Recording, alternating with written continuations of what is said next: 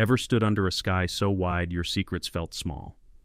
Here on Cowboy Story Time, we ride the stories of the West Campfire Truths Trail Dust Memories. Saloon Whispers. Gritty human, sometimes messy. Every tale is a horizon to chase.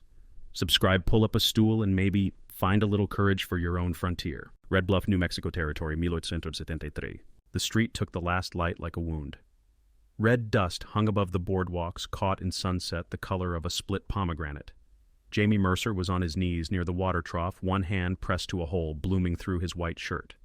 The other hand clutched his brother's coat as if he could anchor himself to the earth by fabric alone. "Cole," he said, breath hitched, the safe in his study, papers prove it. Cole Mercer slipped an arm behind Jamie's shoulders. Hot blood soaked his sleeve and ran across his wrist, slick as oil. A drover shouted for people to get back. Somewhere a dog barked without conviction. The town watched and pretended not to. "You are not talking," Cole said. "You are breathing." Jamie smiled the wrong kind of smile. "I am done breathing." Cole felt it. The body lightened, the muscles go slack. He was a soldier again, without a battlefield. He lifted his eyes to the orange sky, and the color did not change for a long time. In his palm, his father's nickel watch ticked twice and then stopped. The second hand froze on the minute Jamie's eyes dulled. Cole snapped the cover shut and kept it shut. He stood shoulders pulling against his coat, dust blowing up in dry eddies around his boots. Far down the street on the courthouse steps, Judge Whitfield Crane watched with a polite, empty face. The judge touched his cuff, turned, and disappeared inside. Cole did not shout a name. He walked Jamie's body to the undertaker with no sound at all. 3 years later, New Mexico Territory, 1876. The flats east of Red Bluff ran a hard light that burned the eyes. Creosote in the heat smelled like tar and pepper. Cole rode a rangy bay he called Juniper, a sealed parcel tucked against his ribs under his shirt. The paper was heavy and smooth under the fabric. He could feel it even when he tried not to. He kept a slow seat and an easy posture. His eyes were never at ease. Every cut bank, every stand of cholla, every wad of shadow under basalt got his full attention. 3 years wandering had taught him the difference between empty land and land that was watching. He saw it first in Juniper's ears. The horse flicked left, then flattened. A glint slid along a rock like a fish turning underwater. Cole's hand found the butt of his Colt without looking. Afternoon, a man called, voice casual, not friendly. A pitted face rose behind a limestone shelf. Another voice to the right. "You can give us the parcel, rider, or you can give us work." Cole kept his reins loose. He looked at the empty space between them, not at their eyes. What parcel? "The one Judge Crane says is his," the third man said from somewhere behind. "And your head if it saves us a bullet." Cole felt the name like a match struck in his mouth. He made his eyes slow. "Do not know him." "Sure," the man on the left said. He lifted his pistol. Cole moved. He drove his heel into Juniper, dragged the horse half around, drew, and shot the muzzle flash more than the man. The pitted face jerked back as if hooked. Juniper screamed. The right side of the world went white with dust and gun smoke. Cole dropped off the saddle and hit hard on his side, rolled into a wash, and felt grit grind under his cheek. A bullet tore the air where his head had been. He fired low under the lip of stone and heard a body fall in thorn. The third man cursed and kept shooting, then turned his horse and ran firing back to be brave for himself. Silence came in pieces. First the guns, then the horse noises, then the breath. Cole lay in the wash and waited for the rattle in his ears to settle. He pressed his hand to his side where a hot line burned. Blood dampened his shirt, warm at first, and then cooler in the wind. He breathed through his teeth and watched the sky thin from white to something like blue. Juniper tried to stand, shook, and failed. Cole got to the horse, put a palm over the eye, and stroked. He did what had to be done with one round, then sat long enough to feel the weight of it sit with him. Miles in every direction. No shade worth the name. No sound but a hawk and the small talk of insects. The parcel under his shirt felt like a brick straight from a kiln. He started walking. The desert becomes a mirror when you have blood on you. It shows you back to yourself and asks why. Cole counted steps and held his side and made bargains with things he did not believe in. He thought of the nickel watch and did not open it. He thought of the courthouse steps and the judge's face under a hat brim. He thought of Jamie at 12 with a book on his knees speaking the name of a star and what people called it before maps. The light pressed on his shoulders until his teeth ached. The wind tasted like salt and rust. He found a dry arroyo and followed it because down is a plan, and down sometimes means water. His lips cracked and felt wrong under his tongue. He found an old cow bone the color of paper. He kept putting one boot in front of the other, and the world kept being there. Clouds rose in the far distance, a gray smear above the mesas, and the air changed. The smell came first, that strange sweetness of rain that has not yet arrived. He tasted it and did not trust it. He kept moving. The ground had teeth, every step bit. Sometime in the afternoon, his breath shortened and fluttered. He went to a knee and pushed back up, then went to both knees and stayed. He looked for shade that did not exist. He laughed once at the joke, and it hurt. "Jamie," he said, and he did not know if he meant it to be a prayer. Hoofbeats faint. He looked up and saw heat doing its old tricks. A line of shadow across light, wavering like a string in water. He closed his eyes because hope is an animal that will chew you hollow if you let it. A cool hand touched his face. A woman's voice, low and certain, "Be still." He opened his eyes enough to see hair braided back, a face carved by wind and sun, and eyes the color of wet earth. He saw the patterns worked into her shirt. He knew what they meant before the thought finished. Apache. Who, he said, and the word was mostly air. "Maya Docella," she said. "And you are the man who thought walking was smarter than bleeding." She hauled him up the way you lift a heavy sack. He was moving before he was ready, his weight in a saddle, her arm against his back, heat of horse under both of them. He tried to turn his head, and she put 2 fingers on his shoulder and pushed his body back to the line she wanted. "You lose more blood when you move," she said. "Close your eyes." He tried to answer, and found he had lost the word for yes. The sky above was a hard blue that had turned soft. Stars hung there like nails punched into velvet. The horse moved with a patience that made him feel worse about the species he belonged to. Cole's hand slipped against something in the dark, cloth then paper. A small photograph had worked halfway out of Maya's pocket with the rhythm of the ride. The moon found it. He saw 2 figures caught in a square of light and shadow. A man with familiar eyes. A woman beside him with that same braid. Jamie Mercer, younger and clean in a way the world had tried to take from him, smiling like the camera had said his name and he had believed it. Cole's heart kicked once against the pain. His fingers brushed the torn edge of the photo. Pencil marks showed on the white border, rubbed faint by a thumb. 2 words simple as a prayer. "Tala safe." The word safe sank into him like water after dust. He tried to lift his head to ask, but darkness reached up and got its hands around him. He let it. He slept without dreaming, or if he dreamed, the dreams fell behind the horse and stayed in the dust. Cole woke to smoke and stone, to the soft rush of water somewhere close and the ache of a stitched line along his ribs. A low roof of rough boards pressed the room down to a steady hush. Light swam yellow in a clay lamp and made the air look warm. He tested a breath and felt the sting of clean thread pulling skin together. Maya was at the hearth grinding something bitter in a stone bowl. She did not look over. She said, "Drink," and slid the bowl into his hands. The liquid smelled like wet bark and copper. He swallowed, and it pushed heat through him from throat to belly. He could taste creosote in it. The desert turned into medicine. "You ride a fever," she said. "It breaks in the night." Her voice was matter, not kindness or unkindness. "What do I owe you?" Cole asked. "You breathe," she said. "You owe me less work." When she turned, he saw her fully. Hair braided back tight. A face that wind had pared down to essentials. Scars on her hands where thorns had had their say. He saw the small square of paper on the table near the lamp. The photograph, its torn edge like a bite out of memory. Jamie Mercer in his best shirt jaw, lifted toward a future he must have believed in. Maya beside him, not smiling, yet warmer than the lens had any right to show. "Where did you get that?" Cole said. She met his eyes for a beat. "He gave it," she said. He let the bowl warm his palms. "You knew him." "I knew him," she said. The bowl tilted in his hands when his heart pushed back against the stitch line. He set it down and looked toward the door, which had been propped open a finger's width. Beyond it, the canyon walls were a red, closed the sky, a narrow ribbon. He heard the stream again, the sound of water over stone. It steadied something in him that had been shaking since the street in Red Bluff 3 years ago. "Where am I?" he asked. "Box Canyon," she said. 2 days from the flats. No one comes if they do not know it." He slept because the medicine made that the right thing to do. He woke to a dry mouth and the smell of rabbit in the coals.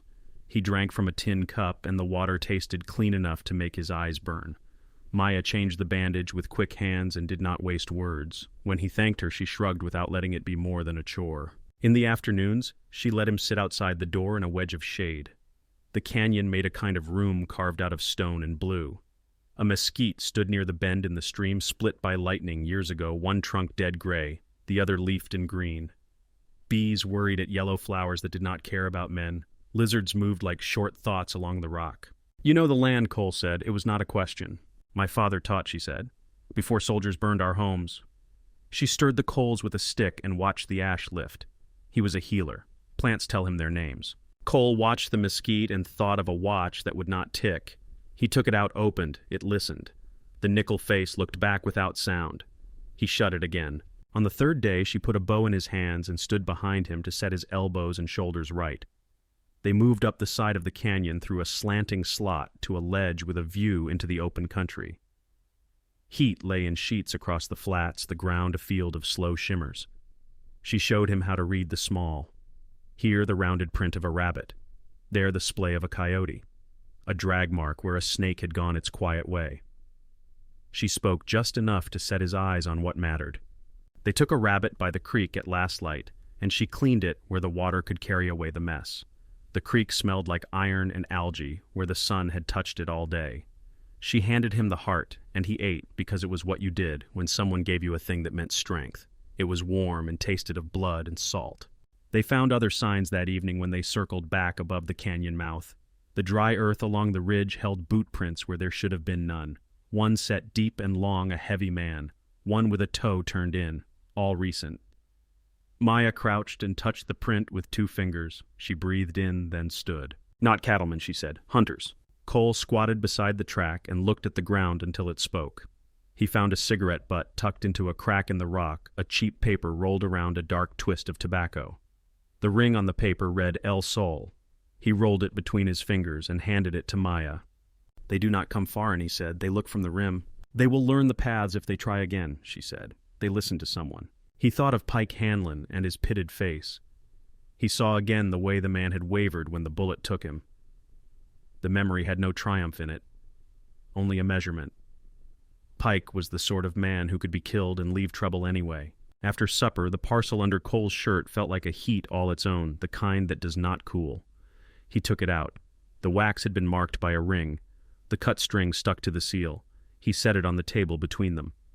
Maya watched neither eager nor afraid, as if the paper were just another of the desert's odd plants. He broke the wax, and the smell came up of old ink in a storeroom that saw little light. He laid the papers out with clean hands.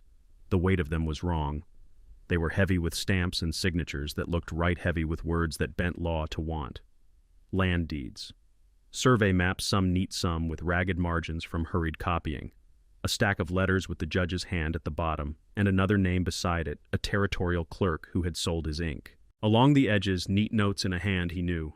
Jamie's. Names of canyons and the Apache words for them. Small arrows that pointed to water and to places where it was not wise to camp. A sentence in careful script, burial ground. Do not disturb. Cole put a palm over that one and sat back. Maya read the English in a slow-way mouth, shaping the words before they became sound. He told me he was making a record, she said, for history. He listened to the grandmothers. He wrote their stories, and he did not smile at the parts that did not fit his church. He brought the judge first time. The judge took pictures, drew lines. The lamp buzzed. A moth battered at the cool glass. The creek talked to itself under the window. They came later with soldiers, she said. They said the ground was needed. Good grass, they said. Then we found the silver, and it was not about grass. It was about men with shovels and papers. Cole lifted a map and traced circle after circle drawn around shaded bars that marked ore. The circles overlapped places marked with words like sacred and medicine. Jamie had underlined those words. His underlines were steady and did not slant. Cole felt pride at the spine of that. He felt grief in the same place. He wrote Tala safe on the photo, Cole said. He said it gently. Maya watched his face a long time. Her eyes did not move off his. When she did speak, it was not in a rush. Tala is my daughter, she said. Lily in English. She has his eyes. She is 2 summers. She stays with my aunt in a canyon with a narrow mouth and a spring like a thread. The words sat between them like bread and a knife. Cole did not reach for either right away. When he did speak, his voice surprised him with how low it was. You are saying Jamie is her father? Yes, she said. The room held still in a way that made small sounds bigger. The hiss of the lamp, the scrape of a cricket outside, the soft clink of a cup settling after he had shifted his elbow. He was a good man, Maya said. Not a man who could ride hard or shoot straight, but a man who would lift a child in a flood and not think the water was bigger than his hands. Cole saw Jamie at 12 again, reading by a window with dust in the light, and their mother telling him to go outside before his body turned into a book. He felt something open in his chest that was not pain, though it hurt. He put his fingers to the torn edge of the photograph and the small pencil words, "Tala safe." The pencil had pressed just hard enough to leave an impression on the paper below. How did the judge know the places? Cole asked. He kept his eyes on the papers while he said it. "He came when Jamie came at first," she said. "He bought bread from our women so he could stand and see. He watched where the old men pointed. He wrote down what he would use. Jamie did not see it until later. Then he was careful. He made copies at night. He hid them. He brought some to Everett Caldwell in Tucson. Everett sent some back when the first riders did not reach Santa Fe." Cole looked up. "Ruth Caldwell is in Red Bluff," he said. "She keeps rooms for travelers." "She does," Maya said. "She keeps a pistol near her flower and a photograph of Everett on the mantel." He nodded. He did not speak to what that thought wanted from him. The creek spoke for them both for a while. Near midnight, they took the papers back into the parcel, wrapped them tight, and tucked them where a man would look last. Maya banked the coals with ash until only a red eye stared back. Cole lay down on the cot and felt the place where the stitch pinched. He watched the door's thin line of night. Sometime before dawn, the coyotes gave one short call. Maya's hand touched his arm, and he was awake without moving. She tipped her head toward the canyon mouth. They went to the door and looked without showing faces. 3 riders moved along the rim above, slow and careful, not talking. A horse snorted and shook its head. One man dismounted and went to a knee and studied the dust with a patience that said he had time. The pale stub of a cigarette glowed and died in the second man's hand. "Pike," Cole said, and the name was only breath. Maya pointed. A scuff mark on rock where someone had slid and recovered. A line of dark where a boot had cut the thin skin of the ground, closer than comfort. They backed from the doorway as a spur scraped stone above them.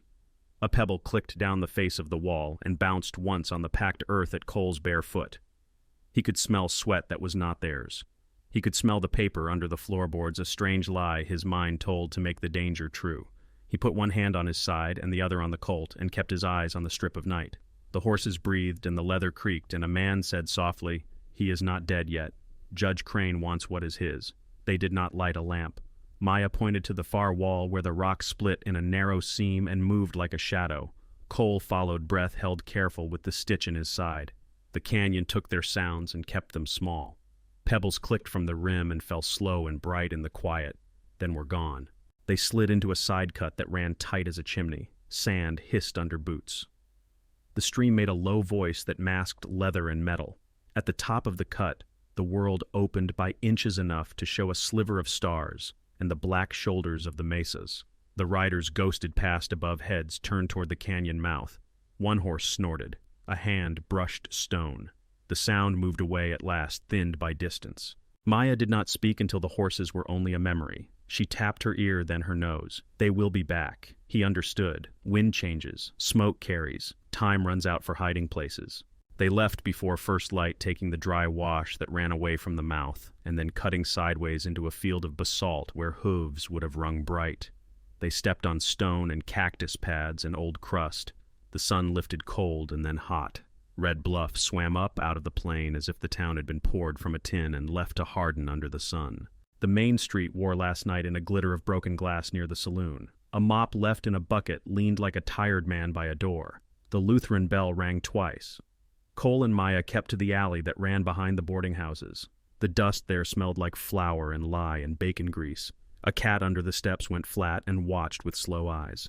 They crossed a yard where shirts breathed on a line. At the back of Caldwell rooms, a narrow porch sagged toward a patch of weeds. Cole climbed the 2 steps and put his knuckles to the wood. 3 knocks, then 2. The beat of it sounded too loud to his own ears. He looked down the alley and saw nothing but a ladder and a crate and the morning. The door opened a hand's width, and a brown eye measured him. "Mr. Mercer," Ruth Caldwell said, "if you're going to bring trouble, bring it inside and let the neighbors wonder later." The hall smelled of coffee and starch. She locked the door and slid the bolt, then took them through the kitchen to a small room that had been a parlor once before she turned it into a private dining room. White curtains, clean china stacked along a shelf, a sugar bowl with a chip that had been smoothed with use. Judge Malcolm Reed rose from a chair when they entered. He was tall and lean in a well-kept coat that had seen an Eastern tailor. His hair had gone to silver at the temples. His eyes were the sort that looked until they saw what they needed. No more, no less. "Mr. Mercer," he said. "Mrs. Dosela." Mrs. Caldwell thought we should meet without an audience. Cole saw the shape of the room and the placing of the chairs and the way the judge had chosen the corner with light behind him. He set the parcel on the table and unwrapped the papers. He did not waste words. He showed what was there. Reed stood for a long time and let each page ask what it had to ask. He traced seals with one fingertip without touching them, the way a man might regard a dangerous plant. He read the letters, slowly, names of officials, turning his mouth stern. He saw the maps and their circles and the Apache words Jamie had marked. When he came to burial ground, "Do not disturb," he breathed once, as if the words had lifted something under his ribs. "These are copies," he said at last. "Made by my brother," Cole said. "The original stayed in Crane's hands." Reed nodded once. "Chain of custody will matter. I will have to hold them if they are to stand." Ruth poured coffee into 3 cups and set them near without clatter. She had the look of someone who had slept sitting up for weeks. Grief lived around her eyes, but did not make her hands slow. Cole met her gaze, and she met his with the steadiness of a woman who had already said every goodbye a body can say. Maya watched the judge over the rim of her cup. She had changed into a simple skirt and blouse, the kind a cook might wear, hair braided clean. She took in the room without moving her head, the window latch, the second door, the small key under the edge of the carpet near Ruth's foot. Reed folded the letter that held Crane's signature and put it on top. "I will start a petition at once. Federal writ. I will also send word to Santa Fe so the investigation arrives with teeth. I will keep the documents here under my seal until that time." Cole's shoulders tightened. He made his voice even. "2 men have died for those pages." "Which is why they must stop being yours," Reed said. "They become the court's. That is how law works when it works at all." Ruth set a small key on the table, then took it back. She gave a quick smile that had no humor in it. "I have a root cellar that connects to an old miner's tunnel," she said. "It lets out behind the livery. We keep that to ourselves." Reed looked at her, and something in his face softened. "Your husband would be proud of your courage," he said. He turned back to Cole. "The sheriff is not to be trusted. Keep your heads low. Come back at noon. I will have the petition drawn and a federal wire sent. We will do this clean." They went down the narrow stairs to the root cellar after Ruth lifted the trap with a hook and set a crate to block the view. The cellar smelled of earth and onions and apples that had gone to cider in the dark. Ruth handed down a lantern and shut them in. The quiet pressed until the sound of footfalls in the kitchen above seemed loud enough to be a parade. Maya stood with her palms against the dirt wall, feeling the cold through her skin. Cole crouched and listened for the way the house moved when someone heavy crossed a board. For a time, the only sound was a mouse skimming the edge of the shelf and the small sound a bottle makes when it settles into itself. Boots hit the kitchen hard. A man's voice said Miss Caldwell with a lazy drawl that did not fool anyone who had heard cruelty before. "Sheriff Royce Dalton." Ruth's voice came steady and plain. "Sheriff, I have guests who need a quiet breakfast." The next sound was a short scuffle and wood scraping, as if a chair had been pushed the wrong way. The trapdoor tore up and light fell on them like a blow. Pike Hanlon grinned down through a face that had gone green around the edges, where Cole's bullet had punched him. He looked very pleased to be upright and mean. Behind him, Sheriff Dalton filled the doorway. Ruth made a noise that was half a breath and half a swear before a deputy jerked her away. "Well now," Pike said. "You were right, Sheriff. Rats in a hole." Cole did not aim at a face. He fired once at the hinge to jerk the door, and once at the shoulder he had already tasted. Pike fell away cursing. Dalton ducked without panic and fired into the cellar where he thought a man would be. Cole grabbed Maya by the wrist and shoved for the far shelf. Wood-slid glass broke the hole behind the jars, open, dark, and cold. They went on their hands into the old tunnel. Dirt sifted down the back of Cole's neck. The air smelled like damp caliche and ore dust, and the memory of sweat from men long dead. The floor felt like rough planks in places and bare ground in others. Maya took the lantern and hooded it with her palm so the light was small. Voices hammered at the trap behind them. The tunnel took the sound and made it thin. They crawled where the roof sagged. Cole's stitch burned and his breath cut in half. He pushed it aside with an old soldier's habit. He felt the parcel at his ribs and kept his body between it and the ground. The last 20 feet sloped up to a board that had been measured against a wall long ago. He put his shoulder to it and it let go with a dry sigh. Cool air slid over his face and tasted like hay and horse. They spilled into the dark behind the livery. Flies buzzed lazy in the shade. Somewhere a hostler snored. Maya pulled the board back to look like a pile of nothing. They moved along the back wall, reached the alley, and kept to the shadow of stacked barrels. Cole wiped dirt from his mouth and felt grit grind against his teeth. The pain in his side settled into a low heat that he could use. "We go to Reed," he said. They cut behind the courthouse using the service yard where firewood was stacked against a wall and rain barrels stood with skins on top. The rear door of the building stood on the latch. Cole felt the hairs lift along his neck.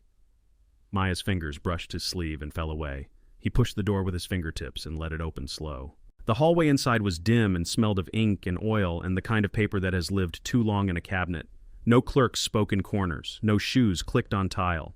The judge's chamber was at the end, a door a little finer than the rest. It stood a fraction open. Cole looked at the floor and saw nothing that would speak. He put a hand on the Colt and pushed the door wider. Judge Reed had fallen across his desk. Blood lay black on the book that had held his pen. His eyes looked at nothing and asked nothing more. The room felt the way a church feels when a candle goes out in the wrong part of a prayer. A slow clap came from the shadow by the bookcase. Whitfield Crane stepped into the light as if the room had been waiting for him to finish a theatrical trick. His suit was a precise blue. His shirt had a faint scent of cedar. He smiled in a way that showed good teeth and no welcome.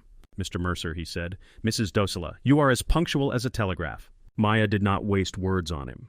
She looked at the window latch, the distance to the hall, the weight of the man's eyes. Cole kept his voice level. "You have what you came for," he said. Crane tipped his head toward Reed. "Justice paid a visit to my town today. It did not stay long." He put one hand on the back of a chair and balanced it on two legs like a boy showing off. "I find myself in need of an exchange." Cole let silence answer until Crane filled it. The child Crane said, "You call her Lily. I will be generous and allow you both to walk away." Maya's hand opened and closed once at her side. Her face did not move. Crane checked his cuff again, an old habit. "Sundown. Crane Manor. You know the hill. Bring the child. Come to the service entrance and leave your guns outside. Sheriff Dalton will see that you are not disturbed." The words sat like spoiled food in the air. Cole felt everyone and let none of them show on his face. He shifted his eyes once to the book on which Reed had bled. A page had torn under the weight of him. The tear made a sound in his head that he would hear again in quiet rooms. "Time to go," Sheriff Dalton said from the doorway behind them. He had somehow become part of the room without a footstep. His hat made a shadow across his face that hid a man who had not slept well. He lifted his pistol just enough to make a point. Out the back. No questions from citizens if no one sees the mess. Maya stepped first. Cole followed.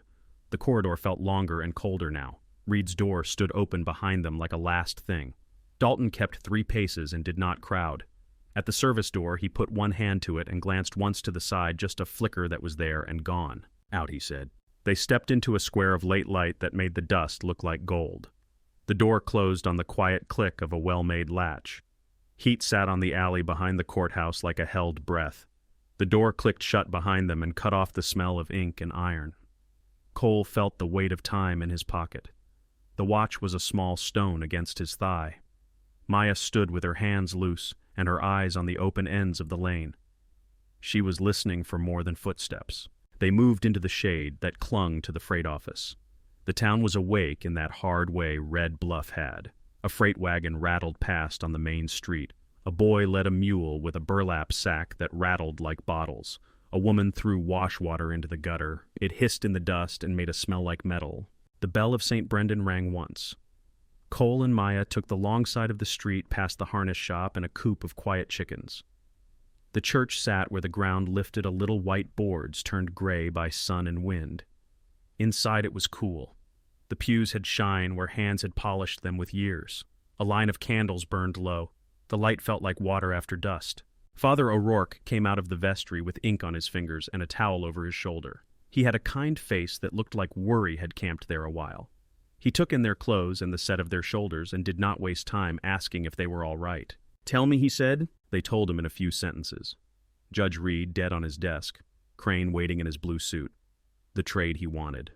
The manor on the hill at sundown. The priest's mouth pulled tight when they said the words, child and generous. He went to a cabinet and took out a folded paper. It was the sort of paper a man uses more than once. He spread it on the table by the side door. It was a sketch of Crane Manor and the slope behind it. The lines were quick but sure. "I have visited with prayer and blankets," he said. "The kitchen is here. The servants take a path through a small garden. 2 guards sit in the shade while the cook works. The The study is on the ground floor. The safe hangs behind a portrait. The stairs for servants climb the back of the house. The rooms above have doors that stick when the air is dry. He looked at them both. There are people in town who have found their property taken by pen and seal. They may raise a hand at the right time. If the Silver Spur grows loud this evening, Sheriff Dalton will take half his men to calm it. That much I can do. Ruth Caldwell stood in the doorway of the small hall that led to the schoolroom. She had wrapped a dark shawl around her shoulders. She looked smaller than she had looked that morning. She did not look weaker. She set a basket on the table and lifted a folded dress and a plain skirt and blouse from under the cloth. She put them down with a careful hand. "No one watches the kitchen door when the men are drinking," she said. "Put flour on your sleeves and no one will ask why you carry a pan." Maya took the skirt. Ruth handed Cole a white apron with a grease stain on one tie. He tied it over his shirt and felt foolish for a breath.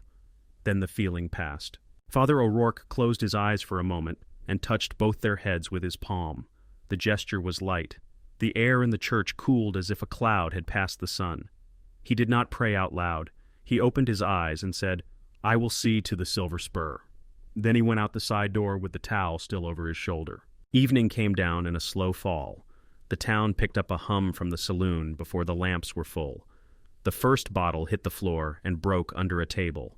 Men laughed too loud. The piano caught a tune by the tail and dragged it a while. Cole and Maya waited in the shadow of a cottonwood down by the ditch, then crossed the road as a group of men stumbled the other way, shouting at no one in particular. The hill above town glowed. The windows of the manor looked like held fire. The kitchen garden was a patch of neat dirt tomatoes staked high, a row of squash and 2 plum trees throwing shade on a bench and a door. 2 men sat with their backs to that door. One had his hat over his face. The other watched a moth circle the lamp that hung on a hook. Smoke from a cheap cigarette curled around his ear. The paper ring said El Sol. Maya counted under her breath without numbers. 1, 2. Cole moved when her shoulder rose. He came at the sleeping man with a hand over the mouth and a knife low. It was work done in the space between a breath and a sound. Maya slipped behind the second guard and pulled a cord across his throat and leaned with a short, hard push. He thrashed once. The moth tapped the lamp glass and fell still. They dragged the men into a dark notch behind the plum trees and laid them quiet. Cole took a key from a pocket and pressed it into Maya's palm. Inside the kitchen was hot and rich with onions and stock. A pot whispered on the back of the stove. A towel hung from a nail and felt damp when Maya lifted it. A bowl of flour sat beside a rolling pin. She rubbed a little white dust onto her sleeves. Cole wiped his knife clean on the underside of the work table and put it back in his boot. The house had a hum of empty. Service stairs rose tight and turned twice. The main hall breathed with the sort of space a man buys to feel larger. The study door was half open. Cole went right. Maya went left. The study held a desk big enough to use as a barricade. Books lined the walls in ranked order, calf skin and gold leaf. A portrait of the first territorial governor looked down with a hand on a painted map. Cole lifted the frame and found the safe set in the wall. The dial was dull from use. He set one ear to the steel and turned. The air in the room smelled of cedar and cigar. A small square of paper lay on the desk blotter with a date circled in pencil. Founders Day. A ring rested in a dish with a compass and square engraved on the face. Numbers live in men the way pride does. Cole spun the wheel and felt for the soft notch when the tumblers lined. He tried once and got nothing. He tried again with the ring number and the date and the first year of the courthouse that Crane had carved into the mantel. The tumblers spoke quieter this time. There was a click that felt like relief. Inside, he found the parcel he had carried across the flats. He found a leather folder stamped with one word in heavy letters. Mercer. He took it and did not open it yet. His hand shook and he pressed it flat on the desk to stop the shaking. Another folder held letters signed by Crane and men whose names had been spoken with honor in Santa Fe. He left those and took the ones that would break the story open. He put both things inside his shirt under the apron tie and closed the safe. He set the portrait straight and stepped back to the door. Sheriff Dalton stood in the threshold as if he had been grown from the frame. His hat cast his eyes in shadow. His pistol was down but not asleep. He looked at Cole's chest and knew the shape of a folder under a shirt. "I reckon you found what you came for," Dalton said. Cole kept his hand where the sheriff could see it.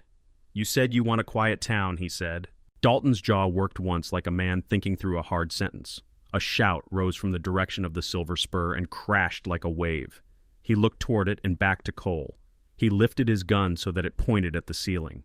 "Third floor," he said. "East end, the door with blue paint on the hinge. Go now." Cole did not thank him. He went past and into the hall where the pictures showed men cutting ribbons or shaking hands near wagons.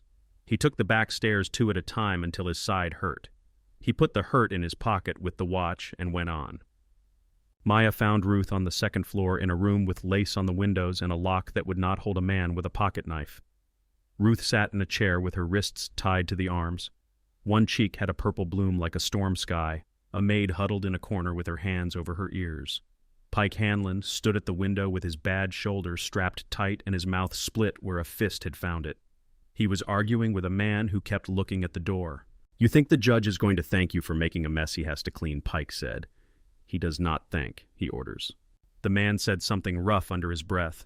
A reflection caught in a serving tray on the dresser. Maya moved when the man looked at the window again. Her knife took him under the collarbone, and he fell with a chair noise that tried to be a shout and failed. Pike spun with his pistol up. Maya batted his arm with the tray, and the shot went into the ceiling. Plaster fell like flour. She came inside his reach and drove her knee into his bad shoulder. He howled and hit her with the pistol like a club. She felt her lips split and tasted blood. She stepped into him and cut him across the ribs, where the strap had left skin soft. He went back over the foot of the bed and took the lamp with him. The wick smeared oil on the spread and the lamp went out. Smoke made the air murky. Cole hit the door with his shoulder and it gave. He saw the room the way a man sees the trail when the sun flips. He put a bullet into Pike's back and another into the chest to tell the first one to stay. Pike's gun fell in the same second the rest of him did. The maid started to cry without sound. Cole crossed the space and cut Ruth free while Maya took her knife out of the man on the floor and wiped it on a curtain that did not deserve it. "Can you walk?" Cole asked Ruth. "I can run," she said. Her mouth smiled small. It looked like it hurt to do it. Maya went to the French doors and pushed them. The latch stuck. She set her shoulder and it came open to a small balcony and the air outside. The kitchen roof lay 2 body lengths below. The garden beyond it was dark and soft with evening. Men shouted on the far side of the house. The saloon fight had spilled into the street and lit the town loud. Cole holstered his gun and dropped to the roof, bent to catch Ruth when she followed, and then reached back for Maya. The shingles were warm from the day and slick with a skin of dust. They skittered to the edge and dropped into the garden. The tomato vines brushed their sleeves. The smell of bruised leaves rose sharp and green. They ran for the back fence where the boards had gone soft near the ground. An upstairs window burst, and a muzzle flashed against the night. Splinters jumped off the fence. Cole felt a hot punch in his side where the old wound had not yet forgiven him. His breath went shallow and stubborn. They had the fence before the men had the stairs. Cole laced his fingers and heaved Ruth up. She pulled and rolled. Maya went next and landed cat quiet. Cole put his hands on the top board and lifted. A shot cracked close and wood burned under his palm. He swung a leg and dropped. His knees took the ground hard. He put a hand against his side and came up because staying down was not an option. Harrison Crane stepped out of the shadow by the plum tree on their side of the fence. His suit was spoiled with blood along one lapel. His left arm hung odd at the shoulder. He held a pistol in his right hand, and his face held a look that said he enjoyed finishing things. "You have made this untidy," he said. His voice did not match his eyes. "I prefer clean." He raised the gun. Cole looked at the judge and saw the courthouse steps again, and the day the watch stopped. He lifted his own pistol. Crane fired first. The bullet caught the same line of flesh the other one had. It folded heat and pain into the place he kept his breath. Cole fired and hit Crane in the side where the ribs are soft. The judge staggered but stayed on his feet by an act of pride. He smiled. It was the smile of a man who believes he writes the last word. He said your brother called your name, and he said it like he was handing a glass of water to a man who had asked. Cole's vision tunneled and widened in the space of a heartbeat.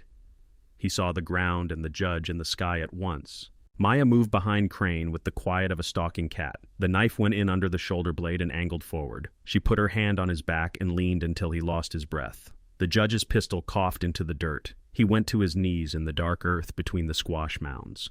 The smell of the garden rose clean, as if it would not keep a record. "That is for Jamie," Maya said, "and for the people you made small." Crane tried to speak and could not. He fell on his side and the dirt drank. They ran. Ruth had their hands and pulled where they had to turn. They cut into the ditch where water whispered over stones and followed it to a break in a fence near a cottonwood. The ditch water had the cold shock of mountain melt. Cole bent and let it touch his lips. The taste steadied him. He stood and covered the rear while Ruth and Maya crossed the open patch between the ditch and a line of outbuildings. Men shouted behind them, and the lanterns bobbed like fireflies held by angry hands. A whistle cut the night. It came from the direction of the church. They slipped into the alley behind St. Brendan with breath burning. The side door opened a crack, and Father O'Rourke ushered them into candlelight and the smell of beeswax and old wood. Ruth put her hands on the table and shook once the way a bow shakes when an archer lets loose a string. Maya pressed a cloth to Cole's side and then pressed harder. He grunted and rode the pain like a wave that would break if you gave it time. Ruth looked at Cole's shirt where it bulged with paper. He took out the parcel and the folder and set them in her hands. She held them as if they might burn. She looked up, and her mouth opened and closed and finally found words. "I will carry them," she said. Father O'Rourke was already at the cupboard with a bottle and clean cloth. He tore strips and worked with hands that had done this before for men who bled for other reasons. He washed the wound with a tincture that stung like a small fire. He laid a pad and wrapped a bandage snug. Cole's world narrowed to the priest's breath and the scrape of linen and the small wet sound of blood going where it should not. Outside the saloon, roar faltered and swelled. A bell down the street rang 3 times in a pattern that carried. The priest lifted his head and listened, then went back to the work in his hands. They sat in the quiet after. Ruth held the papers at her chest. Maya kept her palm on Cole's shoulder and felt his breath find a rhythm again. The church felt like the inside of a spring. Cool. Dark. Holding. The candles made small gold pools on the pews that led to a simple cross. No one spoke. They rested in the sacristy while the church held its cool. The bandage set firm. The candles burned low, the floor smelled of old pine and wax. Ruth kept the parcel tight against her chest as if paper had a pulse. When she rose, she did not wobble. "Thank you, Father," she said. Father O'Rourke walked her to the side door. He handed her a shawl and a small pistol that fit into a skirt pocket. His voice was simple. "Go by the lane past the mill, take the back path to the stage yard. No blessings out loud, keep your head down." She nodded and vanished into a gray hour that had not yet chosen dawn or night. The church drew its breath and held it. By morning, the wire in the telegraph office snapped and clicked without rest. A clerk ran twice to St. Brendan with folded strips. The priest read the second one at the rail.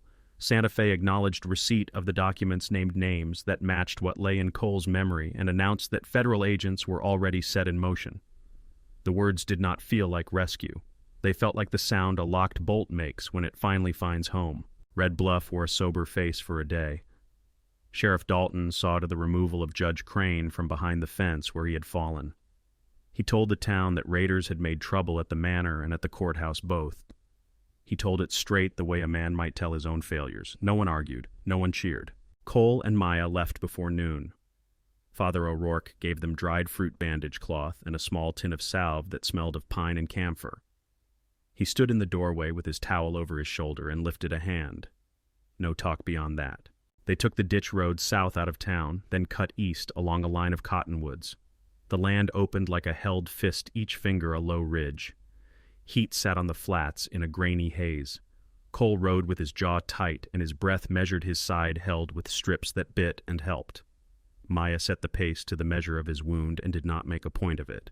They passed the mesquite, split by lightning on the second day, gray on one side, green on the other. The mark settled into his head like a familiar word. Toward late light, they came to the hidden village.